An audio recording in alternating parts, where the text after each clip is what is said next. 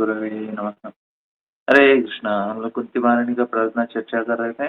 उसमें हमने कल देखा केचिदाह रजम जातु पुण्यश्लोकस्य कीर्तये यदो प्रियश्चन्मयाये मलयस्तेव चंदनम। तो बोलते हैं भगवान आप तो अजन्मा है, फिर भी आप कोई अच्छे राजाओं का गुणगान करने के लिए, जो धार्मिक राजा है उनका गुणगान करने के लिए आप प्रकट हुए। कुछ लोग बोलते हैं आप तो यदु महाराज का गुणगान करने के लिए आप प्रकट हुए हैं, जो आपके बहुत बड़े भक्त हैं और उनके घर में जिस प्रकार से एक मलय देश में चंदन उगता है, तो इसलिए वो मलय चंदन बन जाता है। हालांकि मलय चंदन कहीं भी उग सकता है चंदन, तो मलय देश का कुछ स्पेशलिटी नहीं है, लेकिन वो स्पेशल बन गया क्योंकि उधर चंदन उगता है इस प्रकार से। तो हमने देखा कि कृष्ण महाराज यदु के घर में जन्म लिए हैं। तो बहुत सारे ऐसे राजा हो सकते हैं, लेकिन यदु महाराज को ऑफकोर्स उन्होंने अच्छे अच्छे राजाओं का जो सारे लोग रखते हैं, दुर्योधन, जरासंध, धृतराष्ट्र, ये लोग सारे लोग सोचते हैं कि हम भी धर्म का रक्षा कर रहे हैं, लेकिन सही धर्म का रक्षा करने वालों को ही भगवान आते हैं अपना कृपा देने के लिए। क्योंकि महाराज नला हैं, उनके पास नहीं आए, महाराज युधिष्ठिर के पास आए, क्योंकि वो हाई परो धर्म का रक्षा करने के लिए आते हैं भगवान। तो इधर हम देखते हैं कि यदु महाराज वे अपने पिता का उनके बात को मानते नहीं है, क्योंकि उनको भगवान कृष्ण के साथ, कृष्ण उनके घर में जन्म लेना है, इसलिए वे उनके पिताजी के बात नहीं माने। तो इसलिए और परीक्षित महाराज को वही पूछते हैं कि यदोश्च धर्मशीलस्य नितरां मुनिसत्तमः। तो ये धर्मशीलस्य यदु, हालांकि उनके पिताजी का बात नहीं माने क्योंकि उनको हाईएस्ट धर्म चाहिए। तो जिस प्रकार से कृष्ण भगवान हमको सिखाना चाहते हैं कि किस प्रकार से बहुत मुश्किल जो निर्णय है वो लेना चाहिए, मतलब नीचे के धर्म को त्याग कर ऊंचे धर्म को, उत्तम धर्म को हमें स्वीकार करना चाहिए। तो इसमें भौतिक नैतिकता और आध्यात्मिक नैतिकता बीच में हमें पूरी तरह से जानकारी होनी चाहिए। तो यदु महाराज का विषय में वो पता चलता है, इसलिए यदु महाराज के घर में, उनके ही कुल में भगवान जन्म लेते हैं। आगे का श्लोक में कुंती महारानी बोलती हैं, मेरे पीछे दोहराई, ये 33 श्लोका है। अपरे वसुदेवस्य अपरे वासुदेवस्य अपरे वसुदेवस्य अपरे वासुदेवस्य देवक्यां याचितो भगा। देवक्यं याचितोऽभ्यगात् देवस्य देवस्य याचितो भगात्।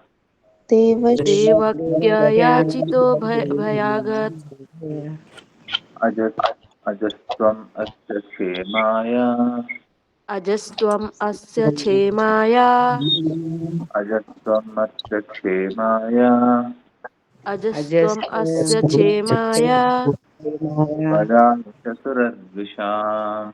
वधाय च सुराद्विषम् वदाय च सुरद्विषाम्। वधाय च सुराद्विषम्। तो कुंती महारानी बोलते हैं, अरे कुछ लोग ने बोला कि आप वसुदेव और देवकी के प्रार्थनाओं से आए हैं उनको बचाने के लिए। कुछ लोग बोलते हैं ओ आप तो अजन्मा है, लेकिन आपने जन्म लिया ताकि आप जो ईर्ष्यालु लोग हैं, सारे अच्छे जनों के भलाई के लिए आपने जन्म लिया है, और जो देवताओं से ईर्ष्यालु है उनको मारने के लिए। आप अजय है, लेकिन होने के बाद भी अस्य क्षेम आया, उनके क्षेम के लिए वधाय च सुरद्विषम, वधाय च मारने के लिए, जो सुर मतलब देवताओं को द्वेष करते हैं उनको मारने के लिए। कुछ बोलते हैं आपने वासुदेव देवकी को याचितो भगात, उनके प्रार्थना से आप प्रकट हुए हैं। और दूसरे श्लोक में होता है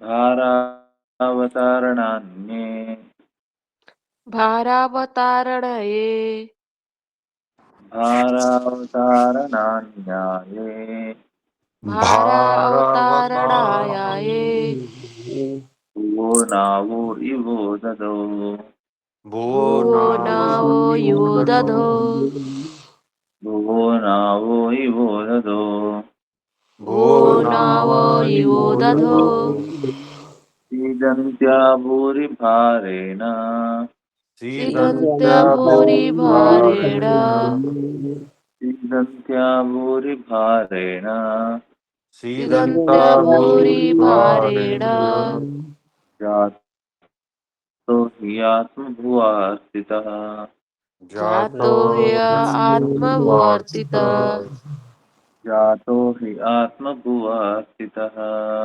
जातो ह्य आत्मवर्तितः। कुंती महाराज बोलते, कुछ लोग बोलते हैं कि ये जो संसार है वो ऐसे नाव की तरह जो समुद्र में बसा है वैसा है, और बहुत कष्ट में है। ब्रह्म जो आपके बेटे हैं उन्होंने प्रार्थना किया, इसलिए इस भार को कम करने के लिए आप आए हैं। तो भुवो नावो, भुवो मतलब एक धरती एक नाव के समान है, तो भारावतारणान्य, उसका भार बढ़ गया था, तो सीदंत्या भूरिभार, उसको ठीक करने के लिए आत्मभुवात, तो जो ब्रह्मा जी हैं उनके प्रार्थना से आप प्रकट हुए।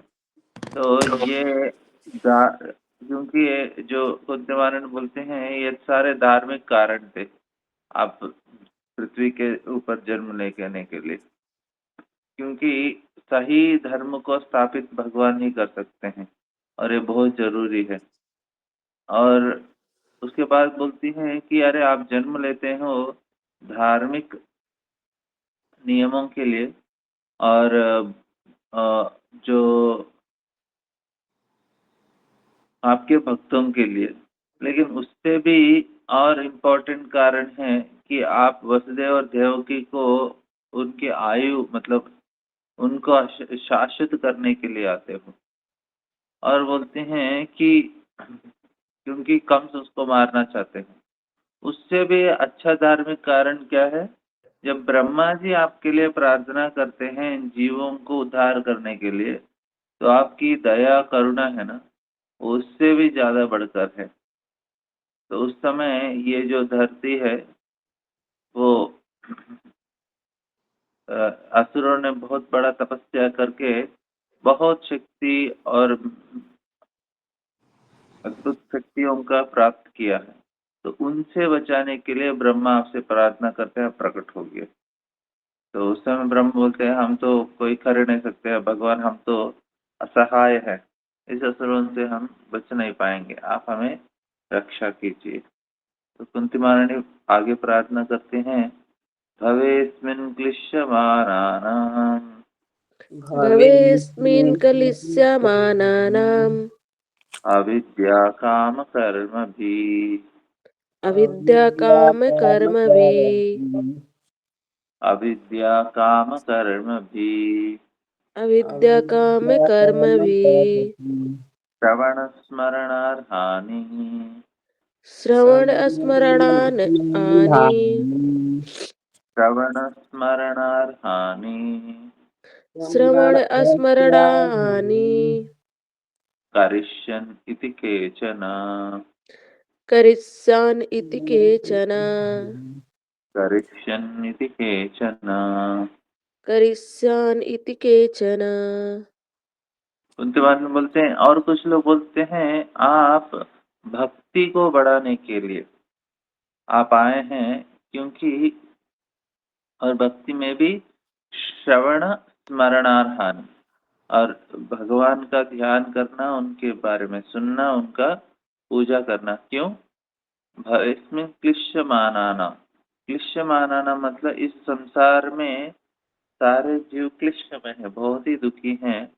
उनको क्यों अविद्या काम कर्म भी बहुत ही अज्ञान में है, उनको इस कर्म के बंधन से, इस अज्ञान से छुटकारा दिलाने के लिए आप अवतरित होते हैं।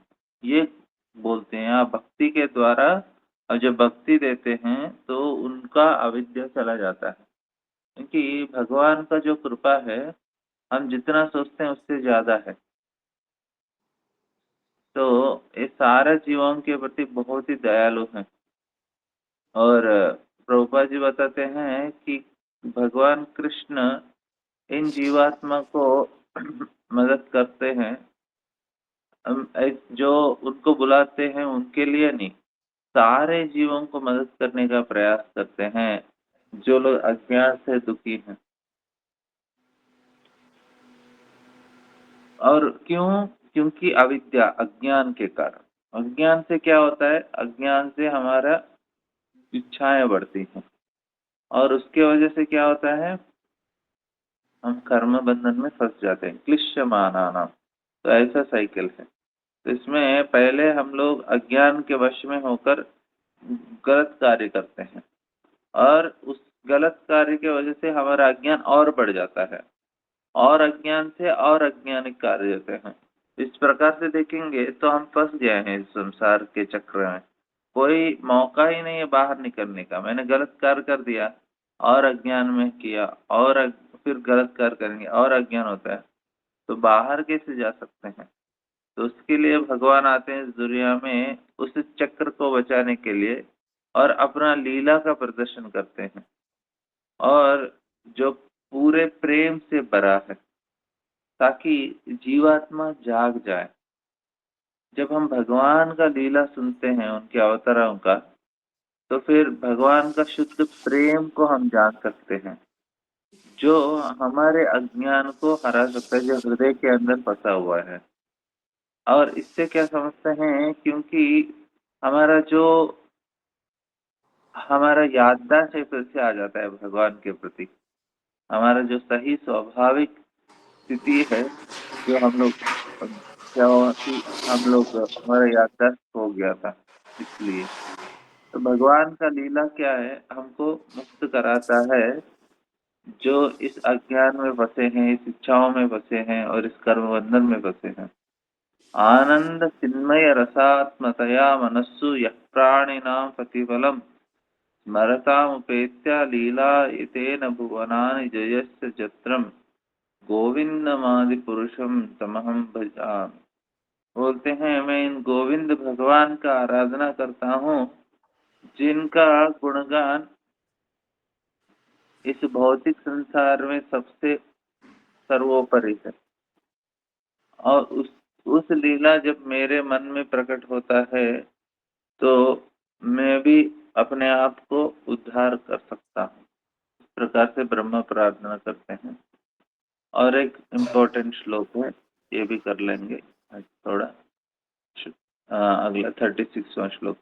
शृण्वन्ति गायन्ति गृह्णन्तभीक्ष्णशः शृण्वन्ति गायन्ति गृह्णन्ति अभीक्ष्णसा।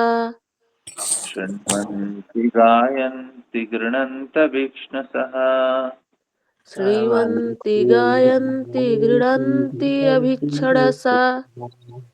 स्मरन्ति नन्दन्ति तवेहितं जनाः स्मरन्ति नन्दन्ति तवेहितं जना। स्मरन्ति नन्दन्ति तवेहितं जनाः स्मरन्ति नन्दन्ति तवेहितं जना। सैव पश्यन्त चिरेण तावकम् तव पश्यन्ति अचिरेण तावकम्। सैव पश्यन्त चिरेव तावकम् तव या पश्यन्ति अचिरेण तावकम्। भवः प्रवाहं परमं पदाम्बुजम् भव प्रवाहो परमं पद्मजुभुजम्। भवः प्रवाहः परमं पदाम्बुजम् भव प्रवाहो परम पद्माभुजम्। बोलते हैं, हे कृष्ण, जो आपका निरंतर श्रवण करते हैं, जप करते हैं और आपके गुण लीलाओं का गुणगान करते हैं और उसमें आनंद लेते हैं, वैसा करने से वे आपके चरण कमलों का दर्शन ले सकते हैं और इस संसार का जन्म मृत्यु चक्र से पार कर जाते हैं। तो इस प्रकार से कुंडली प्रार्थना करते हैं और ये जो श्लोक है, ये सबसे महत्वपूर्ण श्लोक है कुंती महारानी का प्रार्थना के ऊपर। कल इसके ऊपर विस्तार से चर्चा करेंगे। बहुत बहुत धन्यवाद आप लोगों का। हरे हरे कृष्ण कृष्ण। प्रभु, धन्यवाद, प्रणाम। हरे कृष्ण प्रभु हरे जी। कृष्ण।